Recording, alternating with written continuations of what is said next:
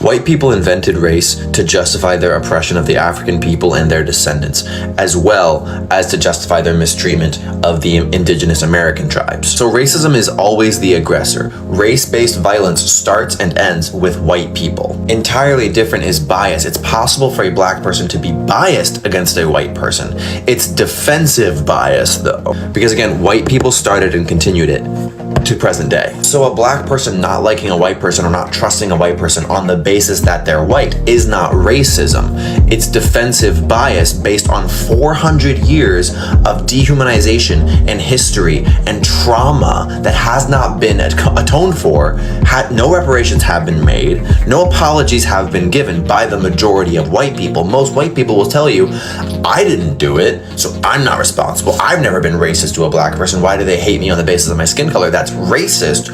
No, that's smart. Every time black people have tried to create their own communities, white people have come in and ruined it and destroyed it. We've stolen everything they've ever tried to build for themselves. Black creativity and culture is the most plagiarized and least accredited phenomenon in the world. To this day, everyone steals from the black community and their creativity and their artists. It's not TikTok slang, it's AAVE, it's Ebonics. You look stupid. It's not yours. It's not ours, it's theirs. It's not ours, it's theirs. One of the things that I do is I try to help people get a picture of what I mean by racism. So tell me how it is. The first category is white racism, then we'll deal with black racism. So white racism. Tell me the ways in which white racism adversely impacts the lives of black people. Just what are the ways that white racism can adversely impact the lives of black people as a group? What are some of those ways? I'm sorry? Power, but how is that defined specifically? Education, okay. I'm sorry? Economically, employment. What else? Housing, what else? Policing. Why are we here today? Healthcare, okay. Now, we can actually kind of grow that list. Now we're going to move over to black racism. Tell me the ways in which black racism adversely impacts the lives of white people as an entire group. Thank you. The reason why you become silent, there's one that always comes up, and that's fear. White people are afraid of black people. They are afraid of us. And it's a very interesting thing because black people know it. We know white people are afraid. But you have to start getting into the psychology. What are you afraid of? Why are you afraid? But it's an interesting dynamic. Now, also you see the difference in what racism is, do you not? Racism implies you have not just prejudice, but the power to do something with that prejudice. Now, I don't like you, not only that, but I'm going to control whether you can get, I may say I hate you. I hate white people. I hate them. It's not going to change you getting that, loan. When you go to the bank. I can hate you all the way to the bank.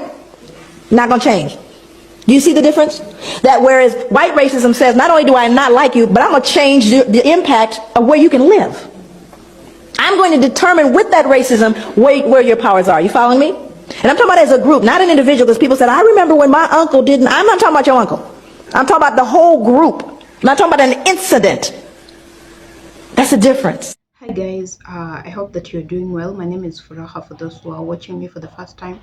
And guys, on today's video, we are going to have a discussion on this question of white people always making a deliberate decision to not understand when black people are talking about racism and how it has affected them in the past, how it has affected them, how it's affecting them right now, and how it will affect them in the near future if things do not change. Now, it is very true to say that white people have always, I don't know if it's just trying to ignore or trying to just not be interested in understanding when black people are talking about the issue of race, the issue of being discriminated upon because you are a different color, because you are a different race, because you are a different person.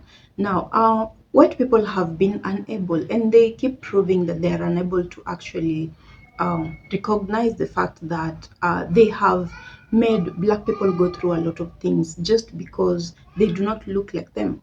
Now, you all understand that, but they have always tried to make it a point that they do not see color. By the time someone is coming to a conclusion such as I do not see color, they are they're not being true to themselves. They're not being true to you, nor to the other people, and even to themselves.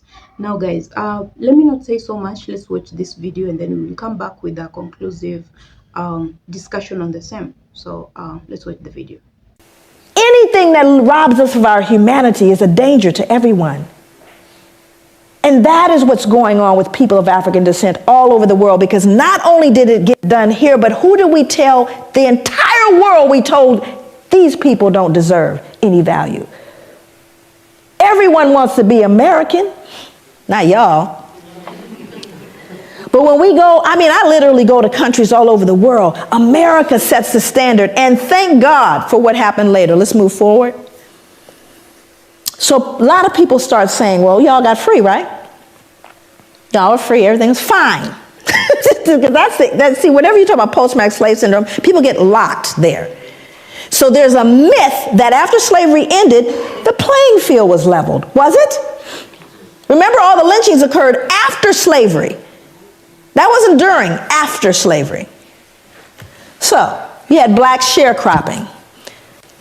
Now, we didn't get a lot of black history in our schooling. I have 4 degrees, and 3 of them advanced degrees. Never did I get black history. I got about 2 pages of black history, and what page was a picture? And there was a picture of the little folks with the cabin. You probably saw the same picture. It's a little cabin, the little guy on the porch with the banjo, little children running, frolicking about, eating watermelon, right? Everybody happy? And we certainly need little Mary and little Johnny to believe that they were happy. The slaves were happy people. And they had a nice place to live. Because we couldn't have them feeling cognitive what? Not little Mary. She can't start questioning what Grandpa did. So I want you to see this, because those are leftover slave quarters. He's a sharecropper. So now let's go back and take a look at sharecropping. Now these are folks that were slaves, no longer slaves, decided I'm going back to be a sharecropper on the same plantation that I was enslaved. Why would you do that? Let's move forward. Here's why. Because when you did try to leave and you go north, because you're free. I want you to go north now. I live in Oregon, right? That's where I live. Here we go. No free Negro mulatto not residing in this state at the time of the adoption of this Constitution shall come, reside, or be within this state, or hold any real estate, or make any contracts, or maintain any suit therein. And the Legislative Assembly shall provide by penal laws for the removal by public officers of all such Negroes and mulattoes, and for their effectual exclusion from the state, and for the punishment of persons who shall bring them into the state or employ or harbor them. This was repealed November 3rd, 1926. My father was alive. Section 6 said if any free Negro mulatto shall fail to quit the country as required by this act, if guilty upon trial, shall receive upon his or her back not less than 20, no more than 39. We'll beat you. That if any free Negro mulatto shall fail to quit the country within the term of 6 months after receiving such stripes, he or she shall again receive the same punishment once every 6 months until he or she shall quit the country. We're going to beat you till you leave. But you're free. The playing field is leveled. Pull yourself up from your bootstraps. Are you following me? So he went back to the plantation. Let's go back. He went back to the plantation to be a sharecropper because that's the only place he could live. But he can't read or write because it was illegal to educate a slave. So I'm illiterate. I go back and I say to the slave owner, past slave owner, okay, now I'm coming back to work for a fair wage because I'm free. And the slave owner says, sure, you can come back. So here's what I'm going to do. I'm going to advance you seed, tools, and a mule. In other words, I am going to give you that grant that you want. And we're going to let you work with that. And at the end of the year, we'll settle up. Well, the grant's never enough, is it? And so at the end of the year, he's found owing. And what must he do to pay off that debt? He's got to work it off, yes? And his children have to work it off, yes? That's called debt servitude, or another form of slavery. But you all are free. What are you whining about? Let's move forward. Move forward. So, well, can we lease them? Now everybody wants to know, big issue. You have overrepresentation here. Guess how I know? Overrepresentation in the criminal justice system. It has its etiology. It was big business then. It's big business now. You're going to get free labor one way or another. New slavery is imprisonment. Well, let's see. Why was this? It was so successful. By the mid-1898, nearly 3/4 of Alabama's total state revenue came directly from this institution. Well, of course, I wanted to do research on what they did, because they're free. But now we're arresting them at alarming rates. And for what? 12 years for vagrancy, loitering, startling a white woman, looking menacingly at a white woman. That's what they got 10, 12, 15 years for. And many of them, 25%, died under convict lease, more than during slavery, because there were no protections, because now we have another label to justify our behavior towards them. And what's their new label? Well, after all, they're convicts. They're criminals. Don't they deserve it? Do you see what I'm saying? So when did it end, is the question. Move forward. You all heard about Katrina, yes? Yeah. See, I was there. My family's from Louisiana. I went to the 9th Ward. Sometimes you can't pay attention to what the news says. It's important to actually go eyeball what's going on, which was very interesting, because it was one of the most horrific events I'd ever seen and probably will ever see in my life, where black folks were just simply treated differently. Did you notice that? Here's the good news about Katrina. Everybody noticed it. So all the rest of the world, where we learn, send us your poor, your huddled masses yearning to breathe free, your democracy, your equality.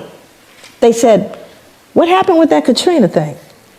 All that stuff y'all talked about. Well, let me read this. This is from Associated Press, taken straight from the newspaper.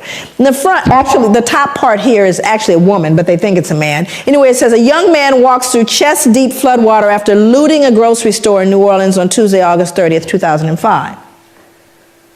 Same body of water down here, excuse me. 2 residents wade through chest-deep water after finding bread and soda from a local grocery store. Now, same event, same water. White people, black people. We've told you what you see now. That removes your what? Dissonance, because these people can't be perceived as looting. They're white people. White people don't loot. Now, the truth of the matter is, I don't care what any of them are doing. It doesn't matter, but I'm going to still the social conscience by letting you know, don't forget, this is a looter. Matter of fact, what you last heard was that they were looters and rapists. Did you not? So don't they deserve it? That wasn't back in, slavery though, was it? Now we're going to kind of move into operationalizing that to look at what is it, how do we begin to connect that behavior, that history to what we're dealing with and what you're dealing with right now and what we're seeing. And very often people say, well, is everything post-traumatic slave syndrome? Obviously that would, trivialize all the work.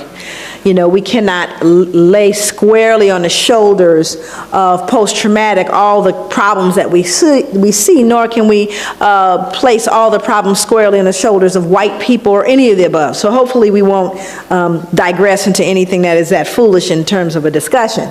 Because, that's another thing that happens in terms of trying to deal with the pushback around this.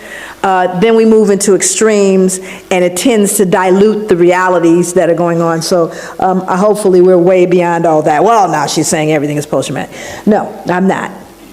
And most of my work, my background is really in the field, doing work in the community and grassroots. That's where my training was in terms of my clinical work, and just, the fact that I've always been, this work started on the ground. It didn't start here. Matter of fact, I got the attention of places like Oxford and Harvard and, the Ivy League and major institutions, even the FBI, but those were things that happened after I started doing the work on the grassroots level. And so it's, for me, my commitment is to healing. So this is not an exercise in some kind of broad intellectual esoteric. It's really about how do we then take this information and help a person extricate themselves from behavior that they've learned and or been socialized to believe, black and white, and everyone in the middle that has been affected by this. What do we do? So this is kind of looking at the contemporary kind of reflection of the trauma, which is white supremacy and terrorism. That continues. We see that on a daily basis in the United States as well as here. This book is called Breaking Rank by Norm Stamper. Norm Stamper is a 34-year police veteran. He was a chief of police for the cities of San Diego and Seattle. This is a white man, wrote this book called Breaking Rank, and he really did. So all I can tell you is he broke rank. I've been trying to meet Norm. Norm travels quite a bit, and he gets a considerable amount of death threats because of what he's done. But he talked about, and this is contemporary, and remember, that's what we're looking at. How does it reflect itself today? I've heard some police officers refer to prostitute slayings or to the slayings of blacks as misdemeanor murders, employing an unofficial code for them, NHI, which means no human involved. Now, these are on telephone calls. These are on calls that you hear on police officers speaking, hey, what do you have? Well, we have an NHI. We have no human involved. It's a black person killed. Do you see what I'm saying? Again, the dehumanization reflecting itself in just their casual involvement with one another. San Diego cops confessed to a myriad other acts of discrimination, including additionally dehumanizing the references to blacks on a radio call, Justin 1113 nigger. 1113 is a code for an injured animal. How many people think they understand what racism is? Show of hands. Come on, you think you know. I'm not suggesting I know. I just have a couple of definitions that kind of came to me as I thought about. How many people think there are white racists? That there are white racists out there? How many think there are black racists out there? Okay. Now, this is an interesting thing because this becomes important as we begin to define concepts. Now, I do that. I usually define concepts all the way. But one of the things that I do is I try to help people get a picture of what I mean by racism. So tell me how it is. I'm going to, first category is white racism, then we'll deal with black racism. So white racism. Tell me the ways in which white racism adversely impacts the lives of black people. Just what are the ways that white racism can adversely impact the lives of black people as a group? What are some of those ways? I'm sorry? Power, but how is that defined specifically? Education, okay. I'm sorry? Economically, employment. What else? Housing. What else? Policing. Why are we here today? Healthcare, okay. Now, we can actually kind of grow that list. Now we're going to move over to black racism. Tell me the ways in which black racism adversely impacts the lives of white people as an entire group. Thank you. The reason why you become silent, there's one that always comes up, and that's fear. White people are afraid of black people. They are afraid of us. And it's a very interesting thing because black people know it. We know white people are afraid, but you have to start getting into the psychology. What are you afraid of? Why are you afraid? But it's an interesting dynamic. Now, also you see the difference in what racism is, do you not? Racism implies you have not just prejudice, but the power to do something with that prejudice. Now, I don't like you, not only that, but I'm going to control whether you can get, I may say I hate you. I hate white people. I hate them. It's not going to change you getting that, loan when you go to the bank. I can hate you all the way to the bank. Not going to change. Do you see the difference? That whereas white racism says, not only do I not like you, but I'm going to change the impact of where you can live. I'm going to determine with that racism where your powers are. You following me? And I'm talking about as a group, not an individual, because people said, I remember when my uncle didn't. I'm not talking about your uncle. I'm talking about the whole group. I'm not talking about an incident. That's a difference. But white people are afraid. So let's get into how this fear impacts criminal justice. Because if white people in this room are afraid of black people, guess who else is afraid of black people? Only they have guns. So, now let's look at what he said. Simply put, white cops are afraid of black men. We don't talk about it. We pretend it doesn't exist. We claim color blindness. We say white officers treat black men the same way they treat white men, but that's a lie. And here's a big one. In fact, the bigger, the darker the black man, the greater the fear. Any big black men in here? You got a big old bullseye on you, even if you got the suit on. And it's the truth, because statistics bear it out. The African community knows this. Hell, most whites know it. Yet, even though it's essential, if not the defining ingredient in the makeup of police racism, white cops won't admit it to themselves or to others. He goes on to talk about actually learning it in the academy. Norm Stamper, he told on everybody. He had folks indicted. He now lives in a cabin on a mountain somewhere in the San Juan Islands. That's where he lives. Nobody knows where he lives, because he knows they're coming after him, and they have. This is a statement from the book also. Race and class discrimination are all too real in every phase of the criminal justice system, from arrest to sentencing. Impoverished black defendants, and this is going to sound familiar to you, are far more likely to wind up on death row than richer middle-class whites, or the 3,000, and of the 3,700 inmates now awaiting execution nationwide, 43% are African American. Black defendants are not accorded the same due process rights as whites. Their cases are not given the same scrutiny and consideration afforded to white defendants. Not now, not ever, not in this country. This is what the man said. It was dismal. But he doesn't believe it's possible in the current system.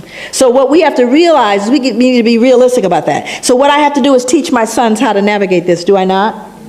Doesn't matter what I think and no baby, we are the world. No, this is real. You do have a bullseye on you. When you're in the elevator with the only white woman there, and you're the big black man, she's clutching her purse and she's worried. That's a reality. And if you startle her too much, it used to mean you get lynched. Matter of fact, I think she could scream rape now and you'd get taken down. Now this is interesting, because this has to do with women. My father used to say, if a white man has a cold, a black man has pneumonia. And if a black man has pneumonia, a black woman has cancer. It just kind of figures out that way. In 1986, on-duty California Highway Patrol Officer Craig Payer strangled a San Diego State University student named Karen Knott and threw her body off a 70-foot bridge. Motive, she'd resisted his sexual advances. Now let's go back and understand that, and this is an interesting thing. I worked with adolescent and adult male and female prostitutes for 5 years. I don't want you to get that confused. I'm not an ex-ho. I've actually had people say, gosh, she's come along, she used to be. She's done so well. So somehow when I say that, people think I've never been in the life. Okay, I work with adolescent, adult, male and female prostitutes as a case manager counselor. Okay, and during that time that I worked with folks, it was very interesting to see the perspectives and the behaviors and the attitudes that people had about prostitutes. I mean, when folks want to be, if you want to start off as a serial killer, just go kill the prostitutes. Nobody cares. They don't even CSI don't investigate the prostitute slayings, right? But when we begin to see what's been happening with particularly women of color, just historically, women of color have been fodder for white men. Now, what started in the backwoods or in the cabin with the slaves It never went away, you know. And I want to speak to this because this is a tough one to swallow too.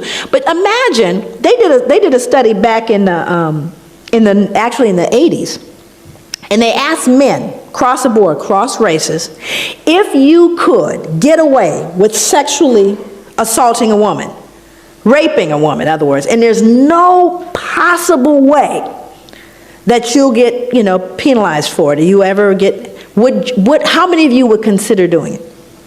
This is just regular Joe, go to work with the kids. 70%. 70. Said if I could do it, I would do it. Imagine being able to do that for a couple hundred years with impunity. Imagine, you don't have to worry about, you know, you talk about pedophilia and all that. Imagine being able to buy that. And then you could beat it to death too and get another one. I know it's tough to wrap your head around, but what happens to an appetite created like that? Where you could rape a black woman anytime you wanted to, and it wasn't considered rape because she was promiscuous.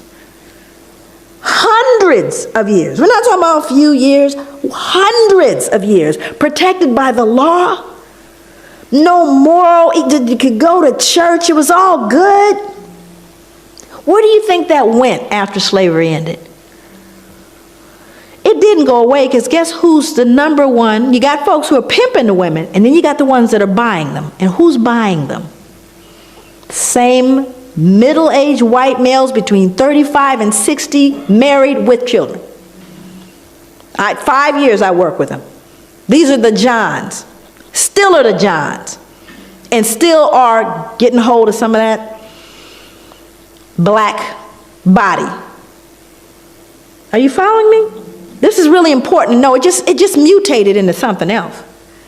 So now we have to figure out a way within the legal perspective to deal with these women who are out of control.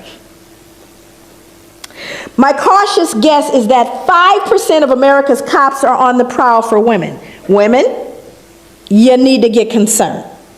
5% of any police department. In other words, there are folks who become police officers because they're predatory. That's why. Think about it. We know where pedophiles go, don't we? You go where there are children. Thank you. So we got to understand, police officers, plenty of them are twisted. And I've worked for the last 20 years with police officers. Trust me. I'm always concerned about someone that deliberately wants a gun, aside from the short man.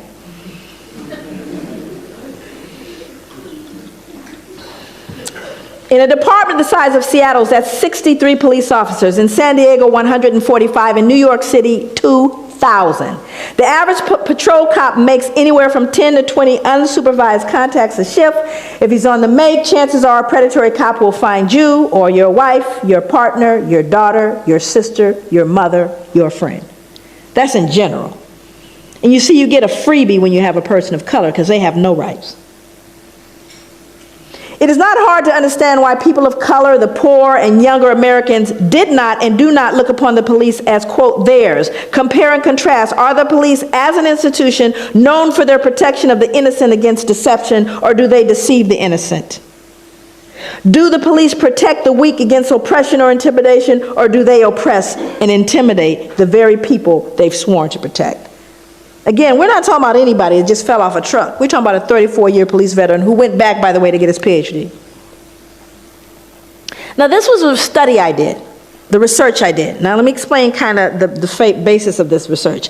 200 African-American male youth, 100 of whom are incarcerated, right? 100 of whom are not, but are from the same neighborhood. That was my, the group that I was working with. So one of the things that I wanted to do, over here on the right side, what you see is my dependent variable, what I'm trying to predict. And what I'm trying to predict is the use of violence.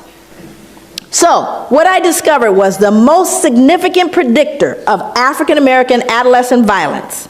When I did the multiple, in other words, I put all the variables together to see out what was most significant. The baseline variables are witnessing and victimization. We already know they're going to fall out because they're baseline. We already know that. Was respect. The most important predictor, respect. Think about that. How do you get respect as African American male, period, but a male youth 16 in your society? How does he get respect? Got to get it, though. because he's not going to roll up in a corner and bawl and die somewhere. He needs to get respect. And as black people, I say this all the time, I'll end here, that we can ill afford to swallow whole what is called cultural. We can ill afford to swallow that because there's poison in the cookies.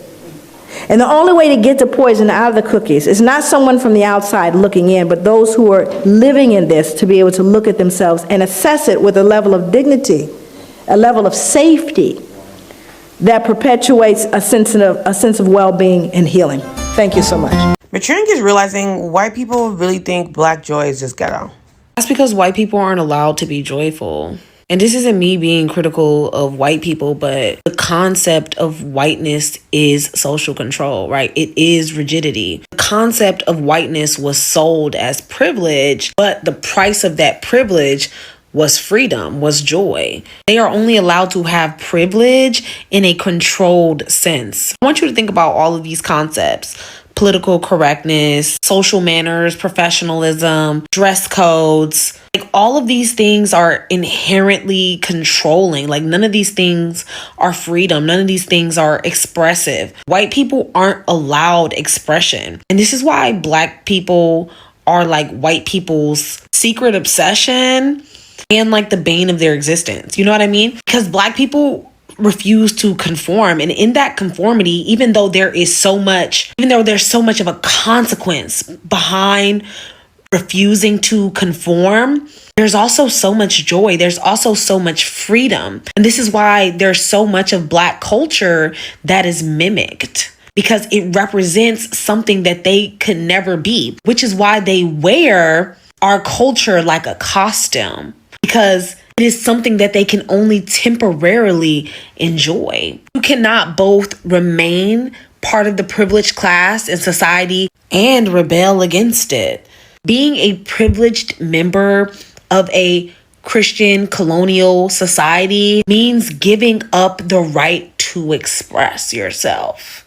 It means accepting that you are a part of a greater system of control. Essentially, being white is a job, right? They are the buffer class between the elites and the oppressed, while simultaneously being a part of the oppressed class themselves. They're like the managers of a restaurant. They hate their job too. They don't make that much money too, but they make more than you. And so they're going to do everything they can to maintain that position, but they're watching you gossip with your coworkers. They're watching you steal food. They're watching you enjoy the aspects of the jobs that they can't, and they resent you for it. But they also enjoy watching you, right? It's the only fun part of the job, but they can't allow you to have too much fun.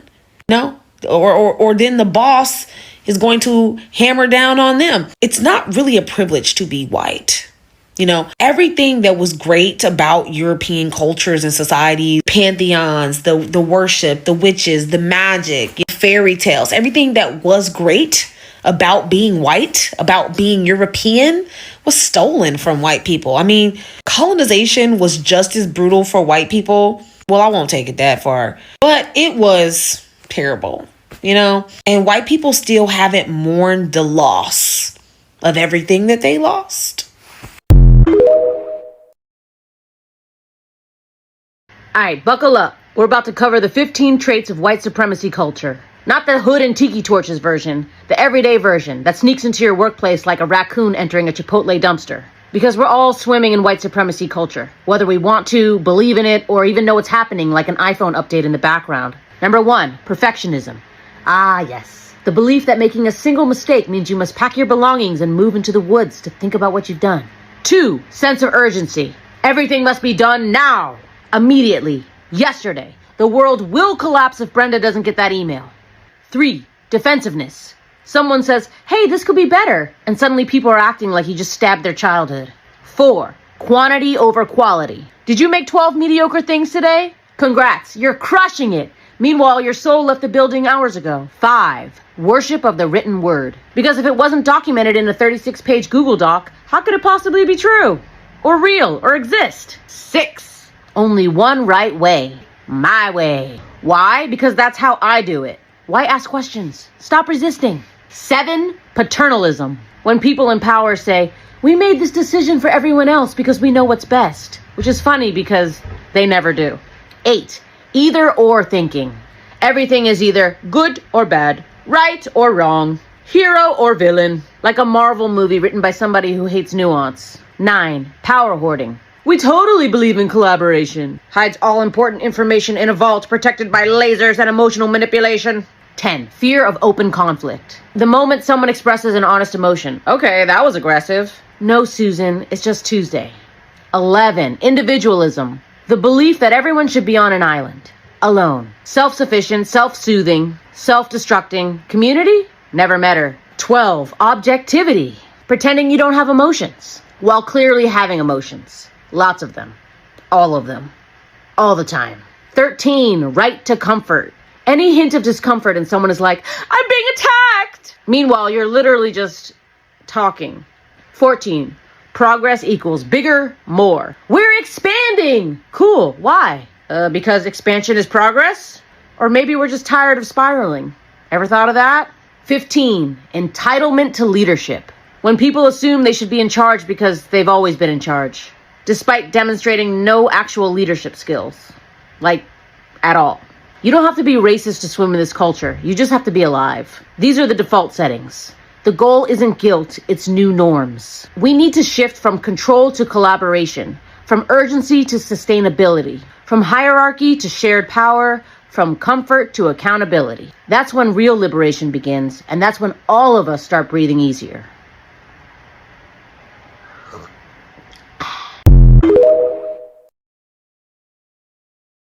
So guys, you have watched the video, you have watched that talk from this lady that is trying so hard to explain to white people and everyone else that is not white but not black as well. You know, she's only trying to explain to these people that, you know, you have discriminated upon black people, and this is what you have caused in the past, this is what you're causing right now, and this is what you will cause if you do not change your ways. Now, white people for a very long time, they keep having this argument of, you know, there are also some black people that are racist towards white people, and that is true. We do not actually want to come here and lie that they are not such people. And we keep saying that in this channel, that in as much as we advocate for black people, that we love our black community in America and, you know, all that kind of support, it does not mean that we are not aware that there are black people that are actually not good people. There are black people that do not follow the things that we keep discussing and agreeing on. You know, we even have black people that support people that hurt their fellow black people. So we are very much aware of that. Now, that is not a solid argument in the case of race, because white people have a lot of backing towards helping them to achieve that kind of discrimination because it benefits them. When you're talking about black people being racist towards white people, they do not really get anything in return other than just feeling that emotion of, you know, I have also done to them what they did to our forefathers. There's nothing else to that. But for white people, they have a big advantage. They have the white supremacy, they have the white privilege.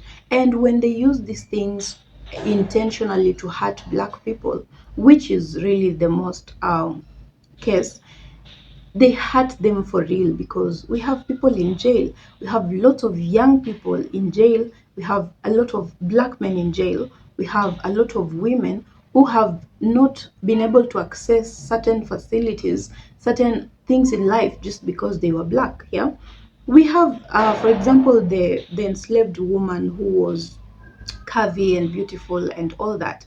That woman went through the trauma of just being pretty because white men decided that they are going to use her as an object, you know, the same way you'd use your remote control in the house, the same way you'd use a spoon. Yeah, you use it however you want.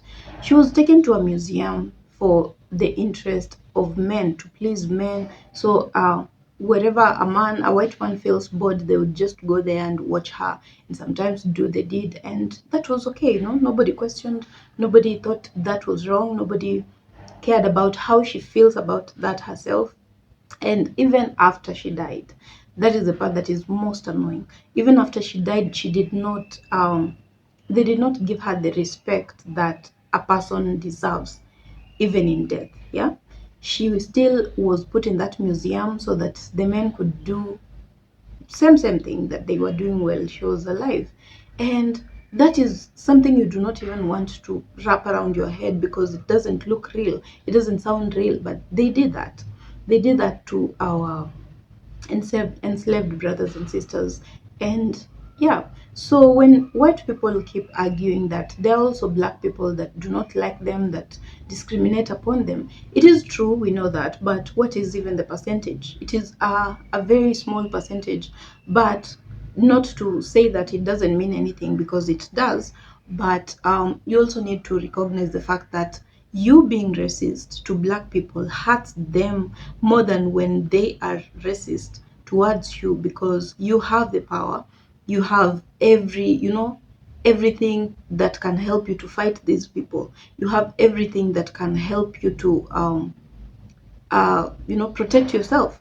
But for black people, when you have someone that is white and they're racist towards you, nobody is going to believe you. No, first of all, you're not going to report that, and if you do, you will need evidence. And when you give evidence, they will find a reason to justify that you deserved that. Now, those are the kind of things that happen to black people. And when a black person does the same to white people, you know how it ends? They will report them, and without a thought, without questioning, without any further consultation or whatever investigations, the black person will be put in jail. The black person will be tortured, because why the hell are you making a white person shed tears? And especially when it's a white woman, why are you making a white woman shed tears? And this is one of the things that our black men have really gone through. And it's even something that you can find on research. You can do your own research and find there are very many black men that are in jail for things they did not do. And if they did, it was exaggerated, the way that they were treated, the way that their cases were run. You cannot compare the same when it's happening to white people and they have wronged black people. Now, guys, I know you have your thoughts, you have things that this video made you to think of, remind you of something. Please consider sharing in the comment section. Let us know what you think about this, what you think about the discussion that the lady held. And if you agree on what she is saying, you can also put it in the comment section. If you disagree and you are black or white or whatever else, please consider sharing in the comment section. We are here to learn, to unlearn, and to relearn. So do not fear, do not panic, do not feel like this channel is for black people only and feel like you cannot share your thoughts. You are free to share your thoughts, and let's keep helping each other, because we are fighting the same demon, and we all want a better day for you and for me and for everyone else. So yeah, so and for those people that watch my videos and you have not subscribed to my channel, kindly kindly consider subscribing to my channel. And if you are new to the channel, my name is Furaha, and I'm happy to have you on my channel today. I hope that you enjoyed the video, and there are more videos in the playlist. You can just check out my channel and find them. So get acquainted with what we do here. If you like it, you can consider subscribing to my channel, and I hope to see you on my next video. So bye for now.